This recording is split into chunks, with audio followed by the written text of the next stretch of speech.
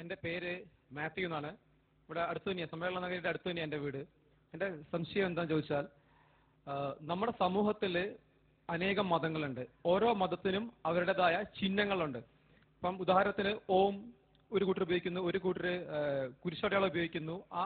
അതാത് വിഭാഗക്കാർക്ക് ആ ചിഹ്നത്തെ പറ്റിയുള്ള ഓരോ കോൺസെപ്റ്റ് ഉണ്ട്. അപ്പൊ എൻ്റെ ചോദ്യം, ഖുർആനിൽ എവിടെയും കാണുന്നില്ല ചന്ദ്രക്കല.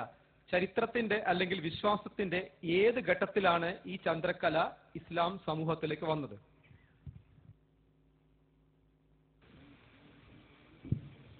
സഹോദരൻ മാത്യുവിന്റെ ചോദ്യം മറ്റ് സമൂഹങ്ങളിലുള്ള മതപരമായ ചിഹ്നങ്ങളെപ്പോലെ, ഓംകാരത്തെപ്പോലെ, കുരിശിനെ പോലെ മുസ്ലിം സമൂഹത്തിലേക്ക് എപ്പോഴാണ് ചന്ദ്രക്കല ഒരു ചിഹ്നമായി കടന്നു വന്നത്? സത്യത്തിൽ സുഹൃത്ത് നിരീക്ഷിച്ചതുപോലെ തന്നെ ഇസ്ലാമും ചന്ദ്രക്കലയുമായി യാതൊരു ബന്ധവുമില്ല. ഇസ്ലാമിക ആദർശങ്ങൾ പരിശുദ്ധ ഖുർആനോ തിരുസുന്നത്തോ ചന്ദ്രക്കലയെ ഒരു ഇസ്ലാമിന്റെ ചിഹ്നമായി പരിചയപ്പെടുത്തിയിട്ടുമില്ല. യഥാർത്ഥത്തിൽ തുർക്കി ഖിലാഫത്തിന്റെ ലോകത്ത് ഇസ്ലാമിക രാഷ്ട്ര സംവിധാനം നിലവിലിരുന്ന, അല്ലെങ്കിൽ മുസ്ലിം രാഷ്ട്ര സംവിധാനം നിലനിന്നിരുന്ന കാലത്ത്, പ്രത്യേകിച്ച് തുർക്കി ഖിലാഫത്തിന്റെ, തുർക്കി രാജവാഴ്ചയുടെ ചിഹ്നമായിരുന്നു ചന്ദ്രക്കലയുടെ ചിഹ്നം. സ്വാഭാവികമായും മുസ്ലിംകളുടെ പ്രധാനപ്പെട്ട കേന്ദ്രങ്ങളായ മക്കയും മദീനയുമെല്ലാം തുർക്കികൾ ഭരിക്കുകയും ആ തുർക്കികളുടെ ചിഹ്നം ആ മക്കയും മദീനയുമായി ബന്ധപ്പെട്ട ആഹ്വാനങ്ങളിലും പ്രഖ്യാപനങ്ങളിലുമെല്ലാം സ്വാഭാവിക രാജകീയ ചിഹ്നം എന്നുള്ള നിലക്ക് പ്രത്യക്ഷപ്പെടുകയും ചെയ്തപ്പോൾ അതിന്റെ ഫലമായി മുസ്ലിം സമൂഹത്തിൽ ചിലരെങ്കിലും ഇസ്ലാമിന്റെ ചിഹ്നമാണിത് എന്ന് കരുതി ഉപയോഗിച്ചു എന്ന് മാത്രമേ ഉള്ളൂ. ഇസ്ലാമുമായി നേർക്കുനേരെ പറഞ്ഞാൽ പരിശുദ്ധ ഖുർആനിൽ പേരെടുത്ത് പറഞ്ഞ ചിഹ്നങ്ങളുമായി മാറ്റി നിരീക്ഷിച്ചതുപോലെ തന്നെ ഇത്തരം ചന്ദ്രക്കല എന്ന ചിഹ്നത്തിന് യാതൊരു ബന്ധവുമില്ല എന്നുള്ളതാണ് യാഥാർത്ഥ്യം.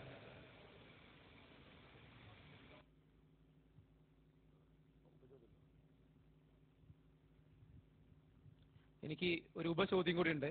അപ്പോൾ സ്വാഭാവികമായും ടർക്കിഷ് സാമ്രാജ്യം ഉണ്ടാകുന്നതിന് മുൻപ് ഇസ്ലാമിക ആരാധനാലയങ്ങൾ, മോസ്കുകളിലൊന്നും ചന്ദ്രക്കല ഉണ്ടായിരുന്നില്ല എന്ന് വിശ്വസിക്കാൻ എന്ന് തോന്നുന്നു. മറ്റൊരു സംശയം, എന്റെ ചോദ്യം അതിലേക്കാണ് വരുന്നത്. പൂർവ്വവേദക്കാര്, അതായത് യഹൂദന്മാരും ക്രൈസ്തവരും എന്ന് നമ്മൾ ഇന്ന് പൊതുവെ കരുതുന്ന അവരുടെ പ്രവാചകന്മാർക്ക് വേണ്ടി പ്രാർത്ഥിക്കുന്നില്ല. മൂസക്ക് വേണ്ടിയിട്ടോ ഈസക്ക് വേണ്ടിയിട്ടോ അവരുടെ അനുയായികൾ പ്രാർത്ഥിക്കുന്നത് കാണുന്നില്ല. അങ്ങനെ ഖുർആനിലും അങ്ങനെ കാണുന്നില്ല. എന്നാൽ മുസ്ലിം സഹോദരന്മാരെ മുഹമ്മദിന് വേണ്ടി, മുഹമ്മദിന്റെ പേര് പറയുമ്പോൾ പ്രാർത്ഥിക്കുന്നതിന്റെ അടിസ്ഥാനം എന്താന്ന് അറിഞ്ഞാൽ കൊള്ളാം. മുസ്ലിം സഹോദരങ്ങൾ പൂർവ്വ പ്രവാചകന്മാരൊന്നും തന്നെ അവരുടെ പ്രവാചകന്മാർക്ക് വേണ്ടി പ്രാർത്ഥിക്കുന്നത് കാണുന്നില്ല. അവരുടെ വേദഗ്രന്ഥങ്ങളും അങ്ങനെ പറയുന്നില്ല. എന്നാൽ മുസ്ലിങ്ങൾ എന്തിനു വേണ്ടി പ്രവാചകന് വേണ്ടി പ്രാർത്ഥിക്കണം? പരിശുദ്ധ ഖുർആന്റെ കൽപ്പനയാണ് പ്രവാചകന് വേണ്ടി പ്രാർത്ഥിക്കുവാൻ വേണ്ടിയുള്ള കൽപ്പന.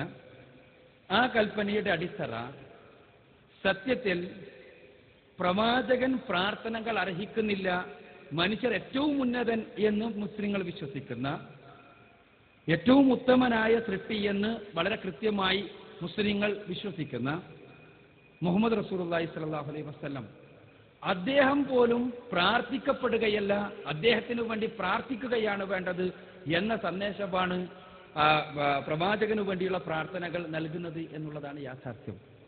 മറ്റ് പൂർവ്വ സമൂഹങ്ങൾ സ്വാഭാവികമായും പ്രവാചകന്മാർ പഠിപ്പിച്ച സമൂഹങ്ങൾ, ആ പ്രവാചകന്മാരെ ആരാധിക്കുന്ന, പ്രവാചകന്മാരോട് പ്രാർത്ഥിക്കുന്ന, പ്രവാചകന്മാരെ തന്നെ ദിവ്യ പുരുഷന്മാരാക്കി വാഴ്ത്തുന്ന സമ്പ്രദായത്തിലേക്ക് കടന്നു പോയത് നമുക്ക് കാണാൻ കഴിയും. തീർച്ചയായും അതേപോലുള്ള ഒരു ആപതനം ഉണ്ടായിക്കൂടാ എന്ന് കൃത്യമായി ഉള്ള ബോധത്തിന്റെ അടിസ്ഥാനത്തിൽ തന്നെയാകണം സ്രഷ്ടാവായ തമ്പുരാൻ പ്രവാചകന് വേണ്ടിയാണ് നിങ്ങൾ പ്രാർത്ഥിക്കേണ്ടത്, അതല്ല പ്രവാചകനോടല്ല പ്രാർത്ഥിക്കേണ്ടത് എന്ന സന്ദേശം പ്രവാചകന് വേണ്ടി പ്രാർത്ഥിക്കുവാൻ വേണ്ടി കൽപ്പിക്കുക വഴി ചെയ്തിട്ടുള്ളത് എന്നാണ് നമുക്ക് മനസ്സിലാക്കാൻ കഴിയുന്നത്.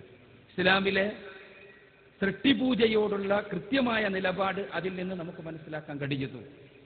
ആദരവുണ്ട്, ആരാധനയുണ്ടായിക്കൂടാ. ഏത് മഹാന്മാരായ പുരുഷനെയും മഹാന്മാരായ പ്രവാചകന്മാരെയും മാലാഖമാരെയും പുണ്യപുരുഷന്മാരെയും എല്ലാം നമ്മൾ ആദരിക്കണം. അവർ സന്മാർഗത്തിലൂടെ നടന്നവരാണെങ്കിൽ അവരുടെ കാലടിപ്പാടുകൾ പിന്തുടരണം. അവർക്കു വേണ്ടി നമുക്ക് പ്രാർത്ഥിക്കണം. പക്ഷേ അവരോട് പ്രാർത്ഥിച്ചുകൂടാ, അവരെ ആരാധിച്ചുകൂടാ, അവരെ ദിവ്യാംശമുള്ളവരായി കരുതിക്കൂടാ എന്നുള്ള സന്ദേശമാണ് പ്രവാചകനു വേണ്ടി പ്രാർത്ഥിക്കുവാനുള്ള പടച്ച തമ്പുരാന്റെ ആഹ്വാനത്തിൽ നമുക്ക് കാണാൻ കഴിയുന്നത്. അസ്സലാമു അലൈക്കും വറഹ്മത്തുള്ളാഹി വബറകാതുഹു. എൻ്റെ പേര് മുഹമ്മദ് അഷ്ഫാഖ് ഉള്ളാൽ, മംഗലാപുരം.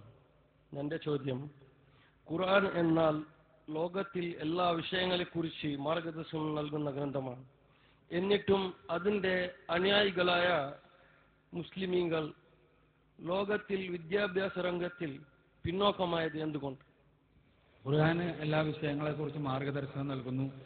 എന്തുകൊണ്ട് എന്നിട്ട് വിദ്യാഭ്യാസ രംഗത്ത് മുസ്ലിങ്ങൾ പിന്നോക്കം പോയി എന്നാണ് ഉത്തരം അദ്ദേഹത്തിന്റെ ചോദ്യത്തിൽ തന്നെ ഉണ്ട്. മുസ്ലിങ്ങൾ ഖുർആൻ ഒഴിവാക്കിയത് കൊണ്ട്, ഖുർആന്റെ സന്ദേശം സ്വീകരിക്കാൻ തയ്യാറില്ലാത്തതുകൊണ്ട്, ഖുർആൻ അനുസരിച്ച് ജീവിക്കുവാൻ സന്നദ്ധരല്ലാത്തതുകൊണ്ട്.